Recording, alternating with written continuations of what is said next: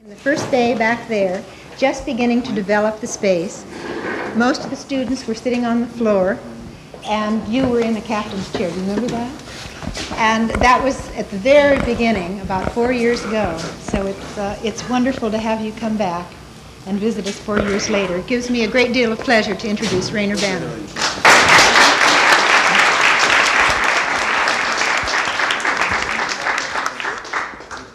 Good evening, and it's very nice to be here after all these years of not being here, but being told by pretty well everybody in London what a great place it is to come and talk. What I have for you this evening is a bit of a patch-up program, because basically what I'm touring with, my standard gig, this trip of one-night stands from coast to coast, is a fairly heavy scholarly lecture, which I was sort of challenged to put together by the folks in Arizona. And that's what you're going to get in a slightly shambled version, because your projectors don't take all my slides. So the latter part of the lecture is going to be something of a mumble, I suspect. But before that, as what Peter Cook would call a cheerful cheer-up chat, I have for you a small archigram epic, which I think has never been seen outside England. It's only been seen about twice in England. And it's Archigram's answer to Towering Inferno. It's an 8mm handheld movie of a model megastructure burning down. They don't make movies like that anymore. They don't make a movie like that one again. The story behind it is that for the book, you've got a commercial coming now. But the book I've just completed on megastructures, in which your own dearly beloved Glenn Small features towards the end, I wanted to do something about the actual cardboard model side of the Archigram phenomenon. And in Archigram 5 or 6, I forget which it was, they put out a paste-up model, make your own megastructure. They're like 2 sheets on the back of the editorial matter. And nobody did it, because by then Archigram was a precious document, which you had to file away in the library and keep in its original plastic pack and all that kind of stuff. So nobody ever got to actually build one of these things that we could find out. So when Peter and Hazel Cook's apartment across the street from us was struck by dry rot, which is what we have in England instead of termites or earthquakes, and they had to pull all the furniture out the back of the bedroom, several hundred of these model kit sheets emerged. And my son built up a composite, which is a model about that long, superimposed on a cardboard golf course model. And this was elaborately photographed because I needed it for lectures I was giving at the time. And then when we'd done the slides and decided which pictures we're going to use in the book and so forth, we were stuck with this model gathering dust. And suddenly we had the brainwave that we would get together with everybody who had a Super 8 movie camera that was capable of doing slow motion work, would gather in a close circle round the model in the middle of Peter Cook's ArtNet facility in London, and we just burn the thing down and film the burn. So that's what you're going to get now. We'll come back to the scholarly stuff afterwards.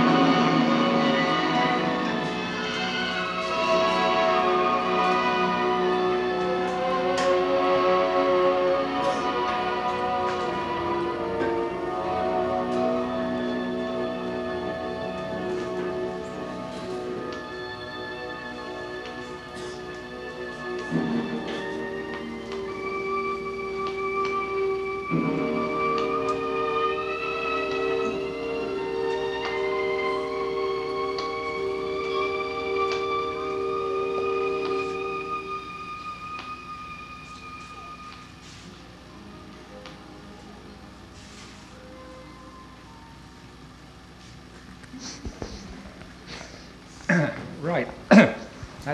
That's the end of the megastructure dream.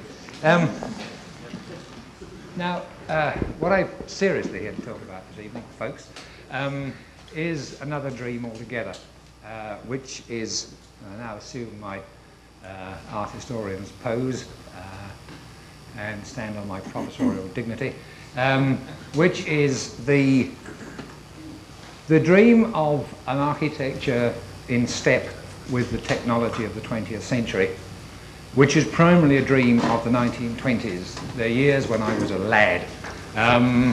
I was born on the 3rd birthday of the Bauhaus. How about that?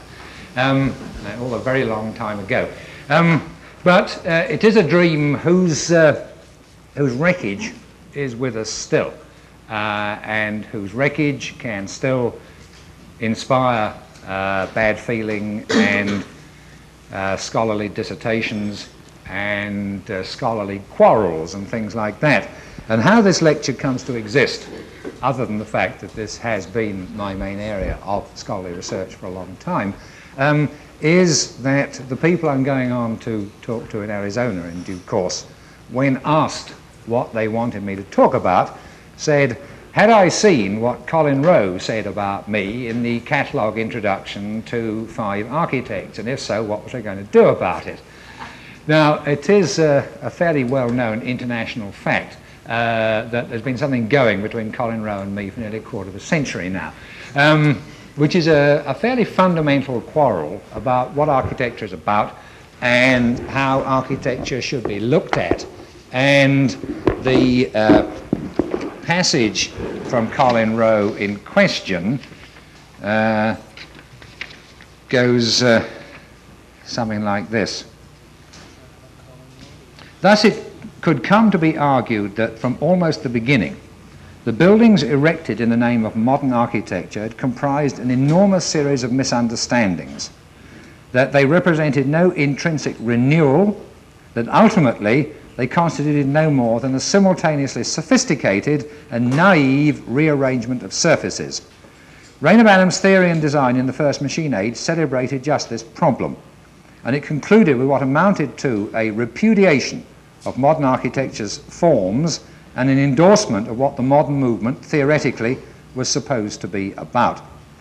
And this style of critique, which for obvious reasons has now become very well known, for at one and the same time it allows its exponents the pleasures of condemning or of patronizing most of modern architecture's classic achievements, and also of annexing that revolutionary tone which, though it may be ancient, can still posture as new.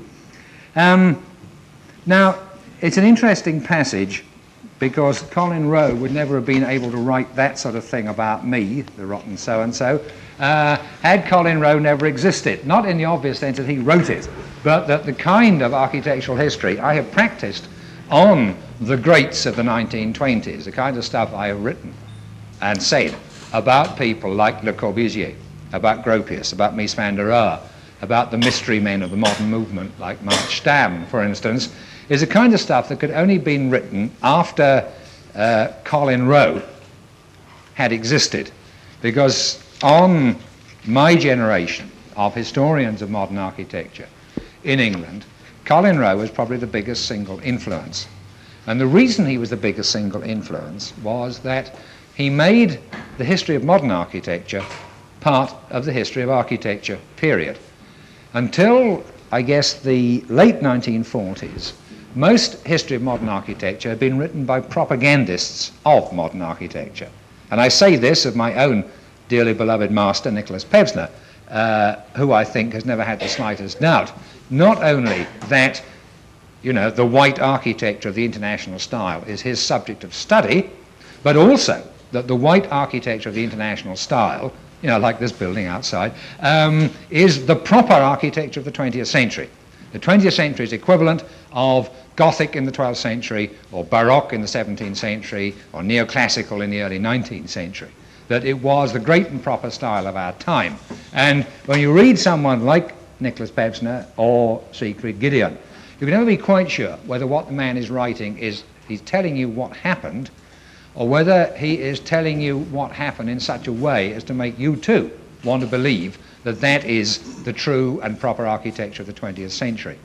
Now what Colin Rowe did, really, was to, what should we say, to some extent he disassociated the architecture of the modern movement from the propaganda that came with it. He separated out the forms from the words. Now this was a very useful thing to do, because it enabled people to see, enabled me to see, for instance, that the forms were to some extent the same old forms that architects had always used. If you looked at a building by Le Corbusier, you would see cylinders and rectangles and columns and beams and things like that, which had always been there in architecture, modern or otherwise. In fact, Corbu himself prided himself on the proposition that these were eternal, permanently beautiful forms, the everlasting stuff of architecture. And Colin very astutely made people see that the forms of the buildings, the proportional system of the floor plan and things like that, were the same for Palladio in the 17th century as they were, 16th century, as they were for Le Corbusier in the 20th century, that they were, or as say German critics like Emil Kaufmann had pointed out, the forms were the same for Ledoux just before the French Revolution as they were for Le Corbusier just after the Second World War. Now this was an enormously useful thing to have made clear to people that whatever the propaganda might say about a new architecture for a new age, nevertheless the forms of the architecture were very like those that had always been. It was a very fair and proper thing to say because it was visibly true, and you can't beat what is visibly true when you're talking about architecture, but also because many of the propagandists of the modern movement themselves had laid heavy emphasis on certain basic, simple, we would regard basic, simple, geometrical forms as being the true stuff of architecture now as they had been then. But, say, in the process of doing this, Colin really began the business of separating those forms from their meaning. He knew perfectly well what he was doing. What I don't think he could then have understood was what clever young gentlemen like the New York Five, Peter Eisenman and all those, were going to do with those forms when they had separated them from the meaning which people like Gropius, Le Corbusier had given to them in the early 20s, in saying that these forms, these very simple, undecorated geometrical forms, were the true and proper forms of the architecture of the 20th century, the architecture of the machine age. This was very convincing propaganda. Up till the time I was in my 20s, most people believed it absolutely and without question. I'll come back on that problem in a moment. But it was believed, I think, with a sincerity and a political solidarity that is difficult to believe in Europe now, and I think always was impossible to believe in the United States. And I don't think the United States ever understood that architecture of the European 1920s as the Europeans themselves understood it. That is not a criticism of America. Well, not much of a criticism of America.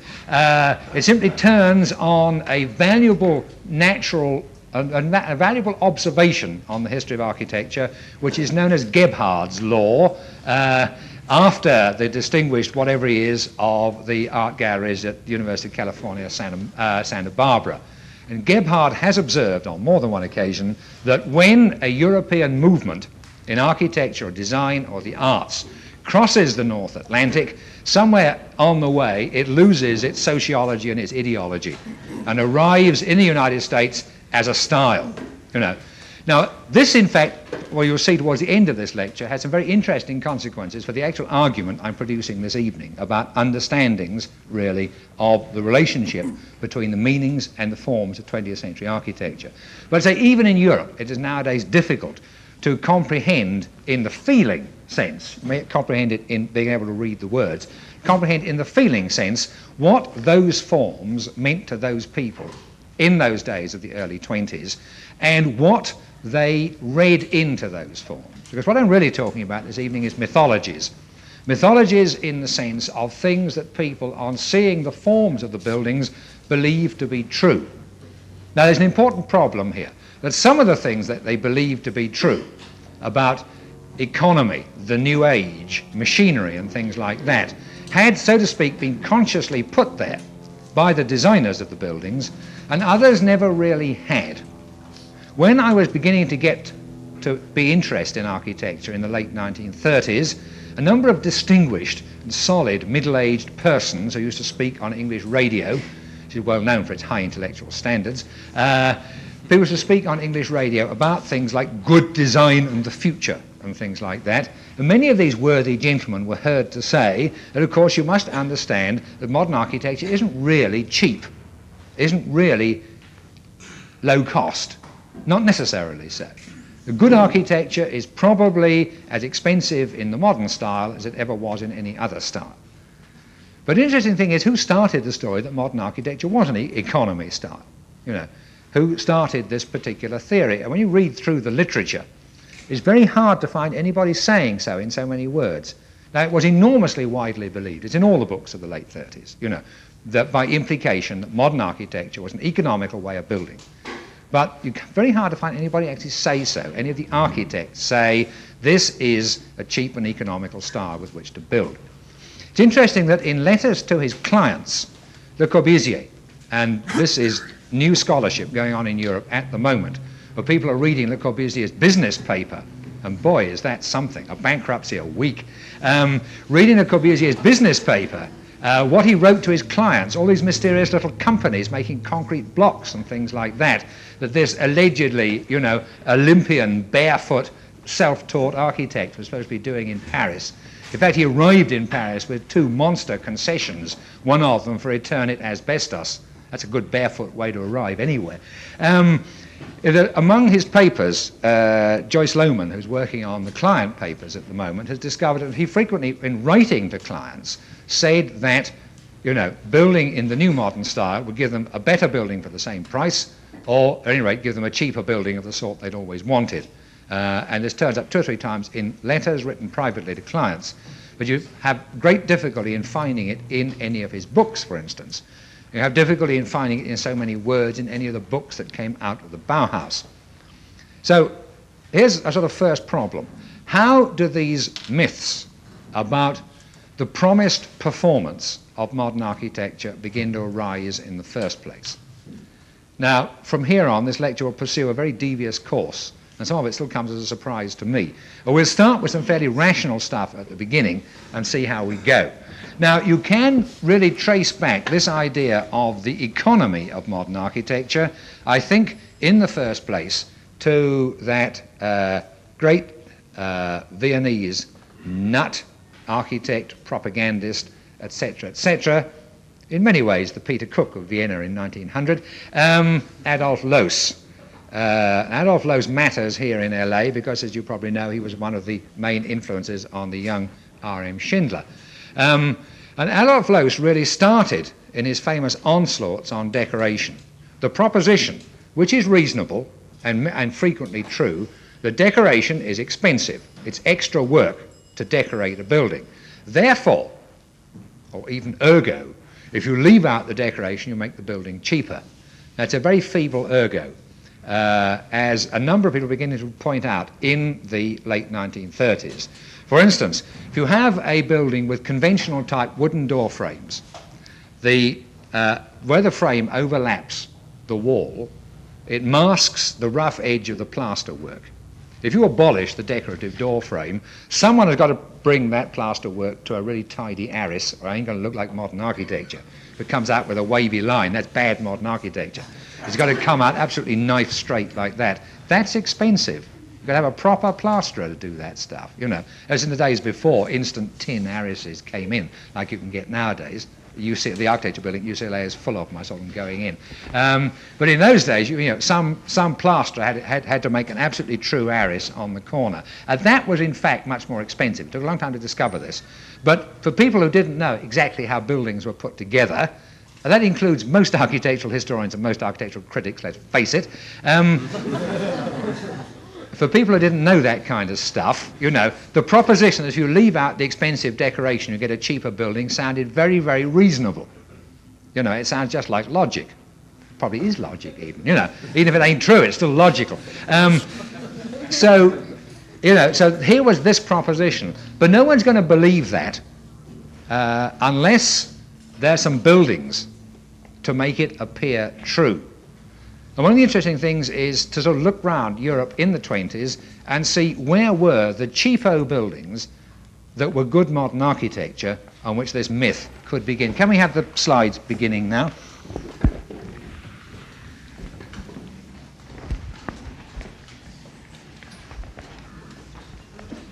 That can't be right. I wonder what happened. Flip on one slide this side if you can. Or I'll try and do it.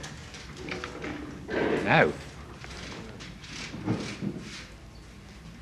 What do we get? Are we not on the beginning of the thing?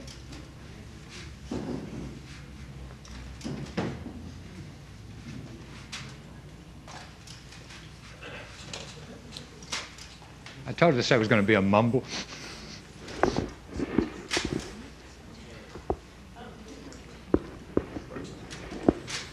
Now what are we getting? Now we're in business. Can we have the other one on the other side? Right. Now, the sort of... We'd undo the knitting down here a minute too. Right? Right, that's better. Now, the sort of buildings that made the myth of modern architecture being cheap real to a lot of people were the big low-cost housing developments in the major cities of Germany put up in the middle 1920s, went right through until the Nazis came to power, when the style changed, although in many ways the kind of architecture basically did not. And I use the word basically on purpose because, in fact, one of the things that made these buildings cheap were the fact that they were cheap buildings. Not the style as such, but the fact that they were built to extremely minimal standards. Furthermore, they were paid for with funny money. When you hear about buildings being paid for with monopoly money. These sort of buildings you see here, this stuff done by Bruno Taut in Berlin in 25 and 26 for these big housing cooperatives was priced in, you expect it to be priced in DMs, but it's not. It's priced in RMs, Rentenmark. Now, Rentenmark was an invented money, invented to stabilize the German currency, and it means Rentenmark when it says Rentenmark. The money was secured, the value of the money was secured by a mortgage on all the real property in Germany. So you use money whose value is buildings to build buildings. Now, what is the cheapness or expensive of the buildings you've just built? Etc., etc., etc. We won't pursue the thing now, but think about it. It's a time when money was nearly as peculiar as it is now, when basic wages, particularly in Germany, were extremely low. Germany had a more or less permanent slump after the 14-18 war, and you couldn't really make realistic comparisons. Nevertheless, plenty of people were willing to and wanted to. Some of those people were simply nice people who wanted the world to be better for everybody, and some of them were astute municipal engineers and people like that.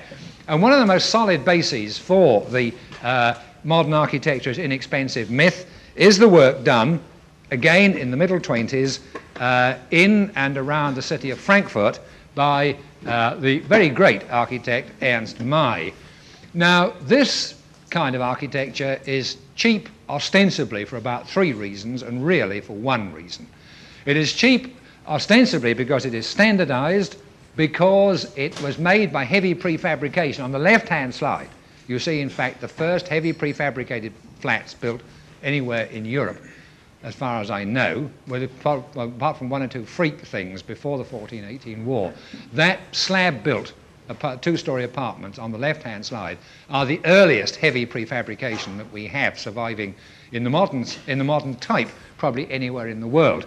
And the third reason why they were cheap was that they were of extremely minimal plan.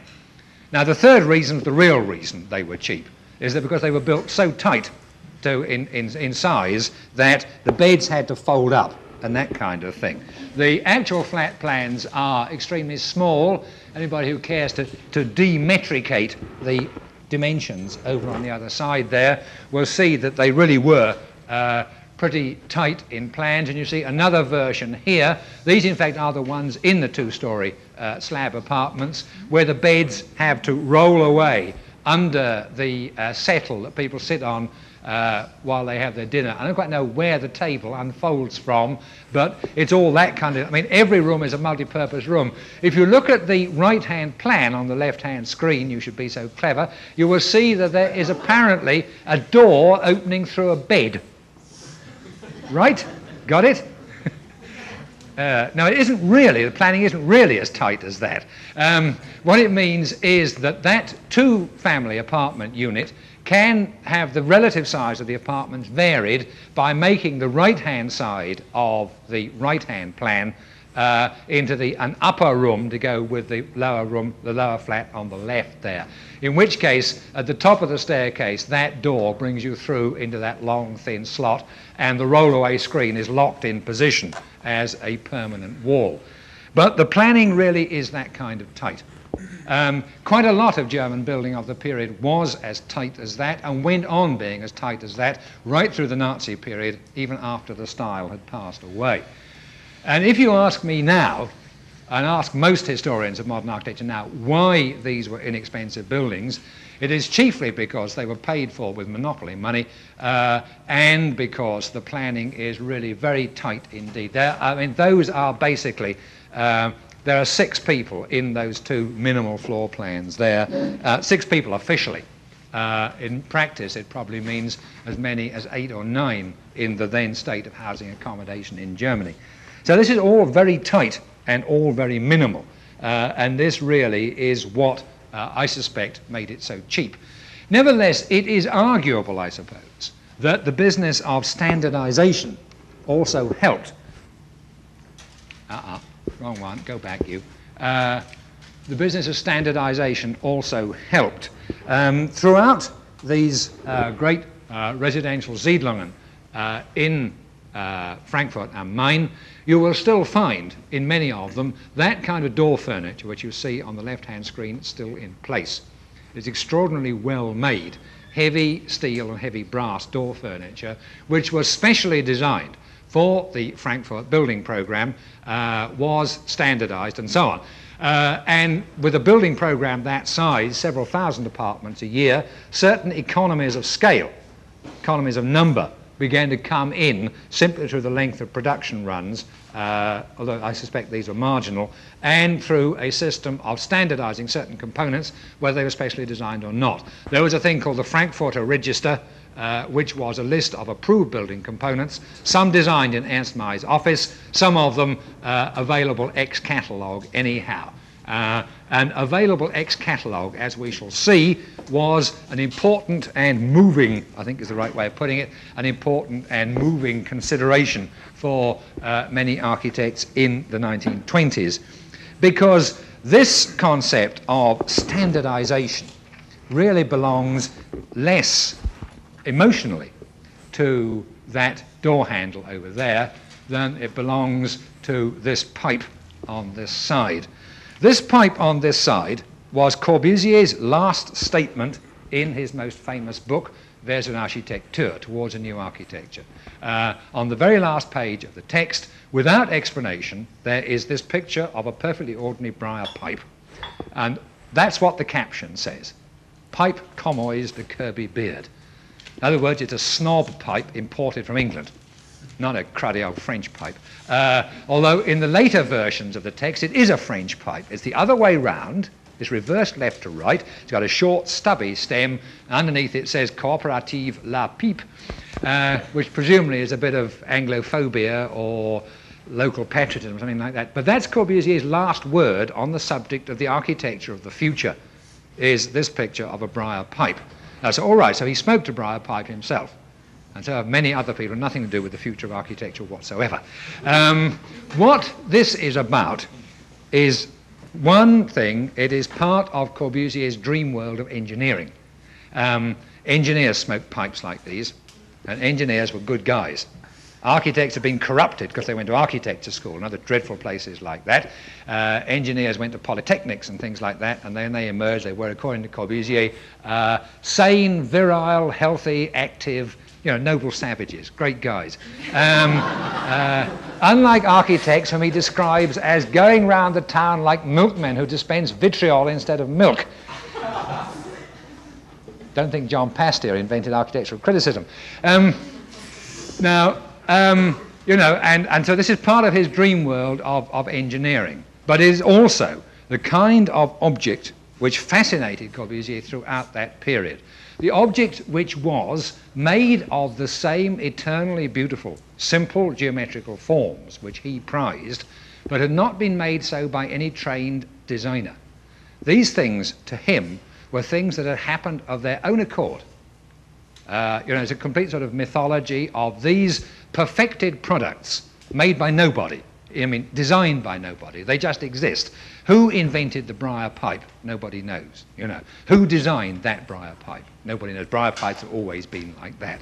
These, permanently and eternally beautiful forms Corbusier discovered, looking at the world, were, as it were, self-created. He actually uses the word as it were. No, sorry, that isn't him, that's Paul Valéry, the poet. As it were, self-created, these forms. And out of this, Corbusier was to build an art and a mythology.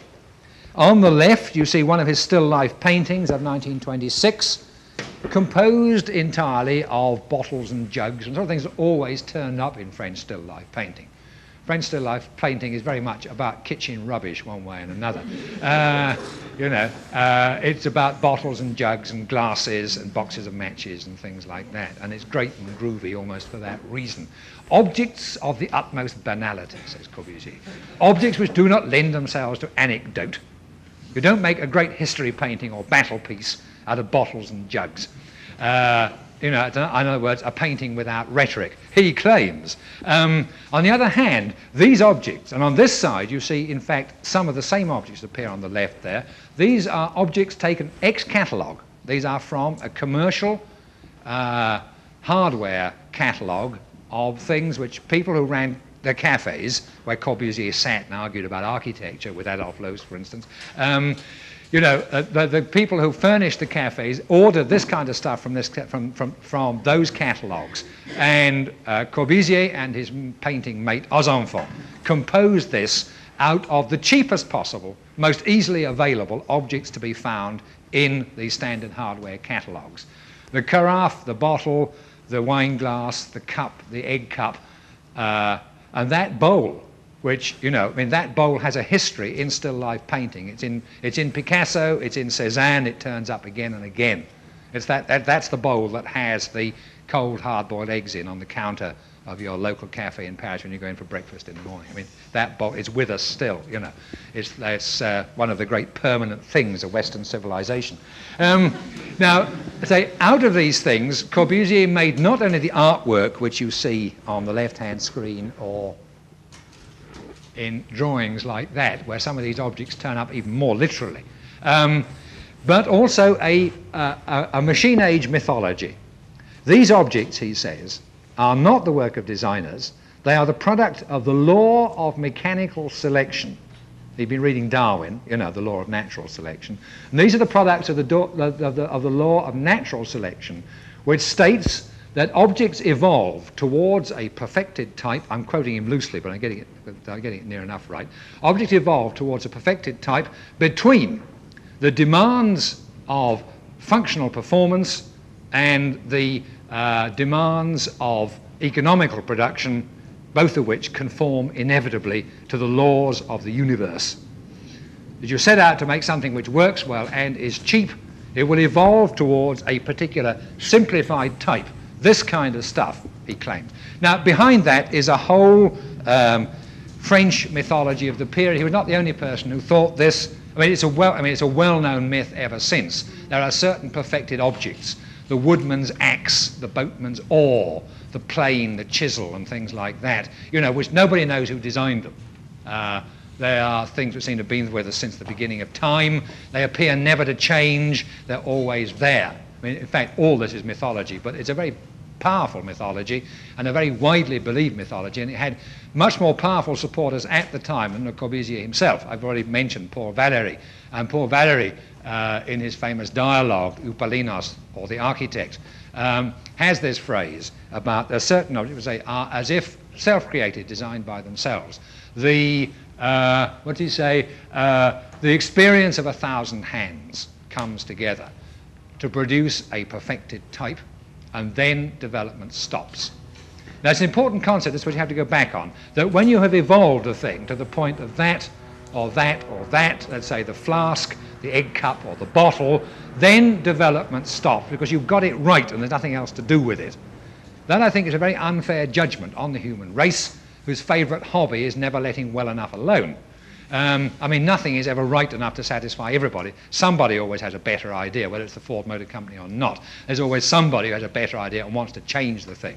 Almost as these words were being uttered, in fact, things like new shape oars for racing skiffs were coming in.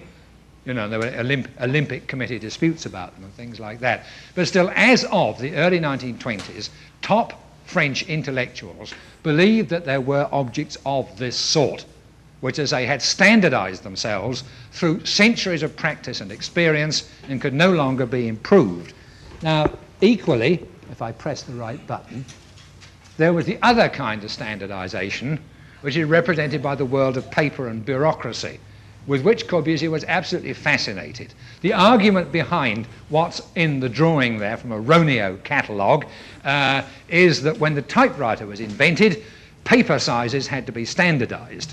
When you wrote by hand, you could write in a ledger that wide, you could write in a scrap of paper that wide. When you had typewriter, you had to write in pieces of paper that wide, So paper was standardized. Then files, filing things were standardized. Then filing cabinets were standardized. Then ranks of filing cabinets were standardized. Then they started standardizing the office space. They started standardizing the people and all that kind of thing. He doesn't quite pursue it that far. But this idea of the perfected standardization, now, you see, it's a double-header argument. I don't think he'd even really seen the double-header argument himself. One kind of standardization comes from the century-by-century perfection of objects of daily use. The other kind of standardization comes from the needs of rational office operation or whatever. So really, it's like Henry Ford on one side and God on the other side. Now, I mean, God's important here. I mean, the business of standard tools. There is a famous Arab Bedouin proof of the existence of God, which goes like this. A blacksmith cannot work without a pair of tongs. A pair of tongs can only be made by a blacksmith. Who made the first pair of tongs? There are a number of other answers to this, but in the But in the eyes of the pious Ibn, whatever his name was, that was the ultimate proof of God, the great blacksmith in the sky, And really, this argument has these two sides. Say the perfection of natural tools on the one hand, and the standardization of the processes of the modern world, the necessary standardization processes of the modern world on the other side. And out of the two, really, you get, in fact, the kind of interior design. Now, what have you done with these? Which way around are they now, Shelley? So that's now the left-hand screen, is it? No, I think this one's the left-hand screen. Yeah, right. Out of this double standardization, you get the kind of interior which appears on the screen over there, which is Corbusier's interior for his Pavillon de l'Esprit Nouveau, the pavilion of the new spirit or the new way of thinking, the great exposition of decorative arts in Paris in 1925. Now, that interior may look to you as if it's furnished, right? But it isn't. It's equipped. Now, for Courbet, this was a critical distinction.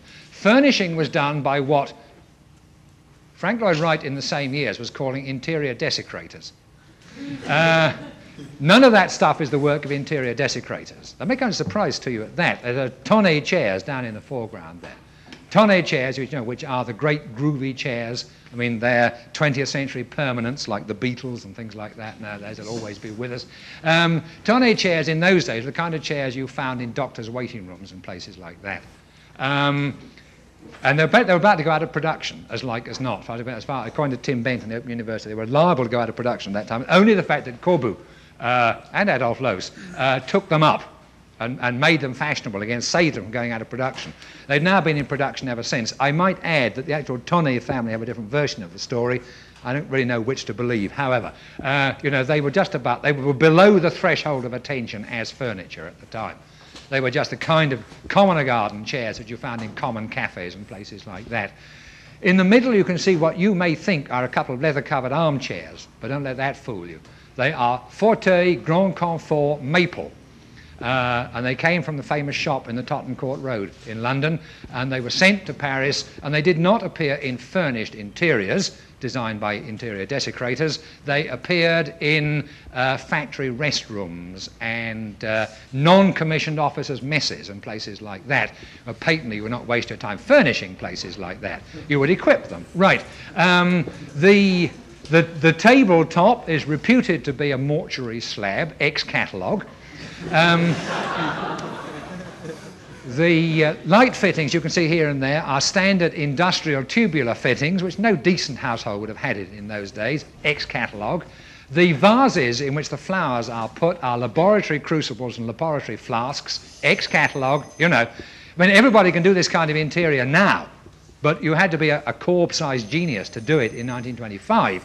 And you may think those are paintings on the wall, like works of art. Don't let that fool you either. They are dispositifs pour émouvoir, emotion-generating plant. They're not works of art. They are meant to be, as it were, mechanical products, like everything else that is there.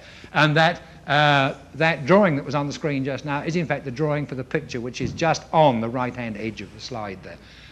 It is the drawing for the still life of the Pavillon de l'Esprit Nouveau.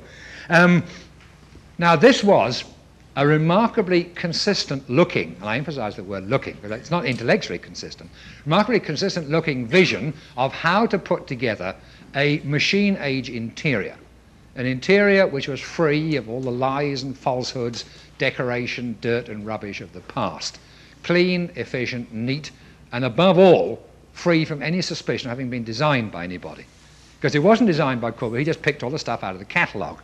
That, in fact, is a marginal lie, because the storage room divider unit behind the second painting there is a prototype designed by him which was meant to go into production and which wasn't. So it's a bit marginal, but still near enough. This is an interior not furnished by interior designers' furniture, not not like stuff that's called decorator in home advertisements in the LA Times. Not that kind of stuff at all. This is equipment which was to be as clean and neat and as uninfluenced by fashion and stuff like that as the machinery in a factory or something of that sort. Now, it gives you, the mythology, whether you believe it or not, gives you a pretty good way to put together an interior. It doesn't tell you much about what to do on the outside of the building. How do you arrive at something like this? It's not the outside of the same building. This one is here to make a particular point. I mean, this is a Corbusier building of a year or so earlier.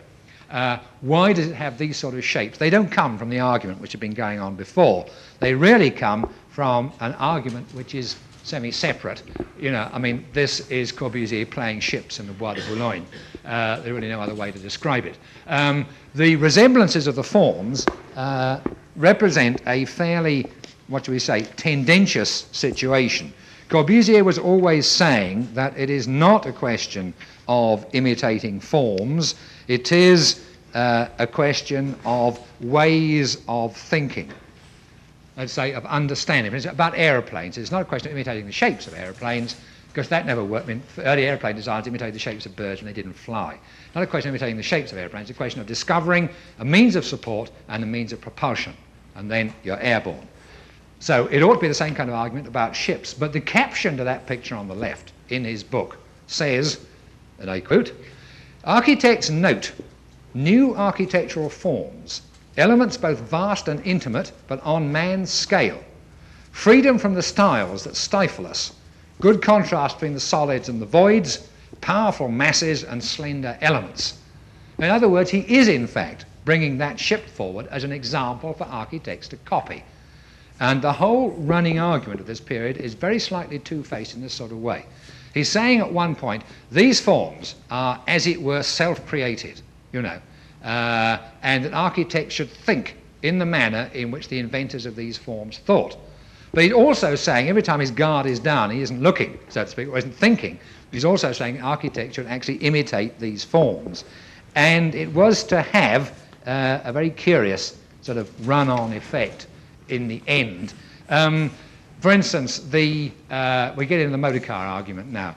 This is the front of a Delage of the period, and he was kind of hung up on Delages. There are a number of terrible Corbusier jokes about après-moi le Delage and things like that. Now, he says, if I've got the right quote, yes, about the front of the Delage, this precision, this cleanness in execution go further back than our reborn mechanical sensibilities. Phidias felt this way, which is why the Parthenon's on the other screen. Phidias felt this way. The entablature of the Parthenon is a witness. And about this specifically, picture, he says, if the problem of the dwelling or the flat was studied in the same way as that of a car chassis, a speedy transformation and improvement would be seen in our houses. If houses were constructed by industrial mass production like car chassis, unexpected but sane and defensible forms would soon appear, and a new aesthetic would be formulated with astonishing precision. Now, he's really trying to have it two ways. He's saying, on the one hand, that one should think like the designer of a car, but he's also saying that the designer of a car thought in the same way as the designers of the Parthenon. And this particular argument is doubly crossed up with another piece of Corbusier argument of the period, which goes something like this. The contrast and compare examination paper question on the left-hand screen shows at the top an early Greek temple and the Parthenon. And here again is the Parthenon, just for purpose of emphasis on this, because the Parthenon is quite important in this lecture. And on the lower, you have an early sports car and a sports car of Corbusier's own time. Now, the double argument runs something like this, that the Parthenon is a product of selection applied to a standard type. The standard type is the Greek temple. They are all terribly alike. They're all large Greek sheds, and they run pretty much to a pattern, but they get better in detail. And that the modern sports car, the Delage, also is a product of selection applied to a type. Like they all got four wheels and an engine in the front, but they get better in detail as time goes on. Now he says, and this really is the crunch of this particular argument, which I've just mislaid, hang on. Let us display then the Parthenon and the motor car, so that it may be clear that it is a question of two products of selection in different fields, one of which has reached its climax and the other is still evolving. That ennobles the automobile. And what then? Well, then it remains to use the motor car as a challenge to our houses and our great buildings of today. It is here we come to a dead stop. Rien ne va plus. Here we have no Parthenons. So what he's really saying here, quite apart from the general rhetoric about a machine is a house for living in and so on, is something like this, that when our architecture is as good as our technology, then our buildings will be as good as the Parthenon. That is really what that chapter says. It says in a roundabout kind of way. But the more you go back and reread that chapter in Towards a New Architecture, the more you're driven back to conclusion. That's what he's really trying to say, among other things. That's the real story behind that chapter. Now, it's an argument that looks very convincing. When you look at the comparisons on the left-hand screen there, it looks a convincing argument. And the important thing is it looks a convincing argument, because you convince architects by showing them pictures. The rotten bums don't even read the captions underneath usually. They believe the picture, whatever the words may say. Now, I think, from the point of view of his argument, he was a very lucky little 40-year-old man at the time, because he caught technology at a time when it looked like architecture. On the left-hand screen, you have the engine of a Bugatti sports car with round windows in its attic and a symmetrical facade. And on the right-hand screen, you see the world's only Palladian aeroplane. Although actually it's a bit later than Palladio, because really it's only in French Rococo country house architecture do you get these semicircular garden rooms sticking out on the front. And then you see you've got this colonnade running off into the park on each side. And then you've got service wings, you know, with the engines and all the dirty stuff. It's just like a Palladian villa, you know. And my feeling is the whole argument really turns on a set of visual coincidences, marvelous but unrepeatable, from about 1925 to 1930 to about the time when some rotten bum over here in America started making aeroplanes put their wheels away underneath, you know, and things like that. From about 25 to 30, the argument was visually convincing. You looked at the buildings, you looked at the technology, and they were the same. You looked at modern architecture and the technology of those days, and they looked alike. And that's a hard argument to beat. And it isn't just architects. Most educated people believe the evidence of their eyes. You can tell them truth or lies till you're blue in the face, but you show them two slides on screen side by side and they'll believe every word you tell them. Otherwise people like me wouldn't be in business, let's face it. Not about three-screen people. But everybody believes Conrad, right? Now, the apotheosis of this particular attitude and style really takes us away from Corbusier again. At the end of the 20s, in 1930, these two designs by Walter Gropius. On the left, the bar from the pavilion he designed for the 1930 exhibition in Paris. On the right, his famous bodywork for the Adler Cabriolet motor car. These really sum up pretty well all this kind of thing is about. As you see it here, the style, the visual argument really is about things like this. It's about shiny surfaces, it's about simple geometrical forms, it's about metal and glass, and it's about black leather. It's very persistently about leather. You know, the modern movement at large is mass leather fetishism. It's never really gone away. Do you ever see a big Mies van der Rohe Barcelona chair? Right. Is it a Barcelona chair she sits on in the story of O? However, let us try and be serious. I once gave a lecture on the pornography of architecture. I didn't have any of these slides in it. But, I mean, this is a very coherent and very together image, a particular way of looking at the world of architecture, design and technology that makes visual sense. It still, to a large extent, conditions our view of what is proper, what is elegant, what is high style in most of these things. But it is, in fact, a doomed style, because engineers don't just sit still doing routine calculations, like Corbusier said. This whole business of Corbusier and engineering, but he does say somewhere, you know, my house works. I thank you in the same way I thank the telephone company. If you have not touched my heart, that is not architecture. And he slightly runs this myth that engineers don't have the kind of flashes of vision that architects have. But engineers do, of course. Engineers have ideas and then they do the calculations afterwards to prove they were right anyhow. And quite often they weren't. But still, you know, I mean, engineers also have these moments of flash vision. And of course, the condition in which Gropius found and left the motor car at that particular point, apart from some personal eccentricities like having hinges and door handles at both ends of the door, because it was an exhibition special, you know.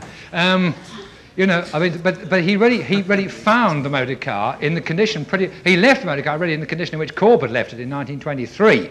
And in fact, it's not the condition in which motor cars were to persist very long. Now who invented the Volkswagen? And that's it, that isn't even Bucky Fuller, you know. I mean, in England, I would probably use the Dymaxion car because it fits the argument equally. I thought just to give you people a change, I show you the world's first vintage streamlined rear-engine swing back axle car, etc., etc., etc., designed by the guy who did the big doomed British airships of the period. He got out of airships fast and built about 4 of these cars. But I mean, they were the wave of the future. And Gropius was not. Because you know, mechanical technology, transportation technology does not stand still. It's going somewhere all the time, as people like Bucky have recognized, as Corbusier himself and Gropius too have recognized on other days when they weren't trying to justify their own designs. They would talk loudly about the continuing progress of technology and things like that. But the continuing progress of technology puts them out of business, puts them out of style. And it's interesting that in many ways Corbu, though he imitates ships, he never really imitates planes, he never really imitates cars. The authority of engineering and industry gets into Corbusier's architecture really by imitating, insofar as he imitates at all, by imitating industrial buildings, not industrial products. So if you get a house like this, the studio house he did for his mate Amédée aux Enfants, with its factory roof, which in fact makes perfectly good functional sense. It's a studio. Aux Enfants wanted all the light, all the cold grey north light he could get, because he was that kind of painter. So it has those enormous studio windows with standard factory glazing in them. That's not furnishing, that's equipment again. That's not architectural ironmongery, that's industrial ironmongery that makes the window frames, and the sawtooth factory ley light roof, monitor roof, you know.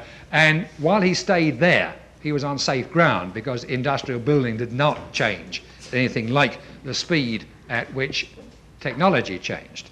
But there's an interesting question here: should architects keep up with technology? Well, rather a lot of people in the 20s and 30s, in pursuit of the mythology and hopefully the fact of an architecture as efficient, as clean, as neat, as cheap as a mass-produced car or whatever, had really nailed their colours to a passing Model T and have been running a long time trying to keep up. And we're now faced with the question, do you go on trying to keep up, or do you get off the bandwagon? And what is absolutely fascinating is at this point, Corbusier, who in many ways had never made a very, very direct commitment, always slightly two-faced about this, abandons the bandwagon and quite literally takes to the woods. In the early 30s, he designed a series of buildings in which the whole machine age pretension is abandoned completely. It's very sudden.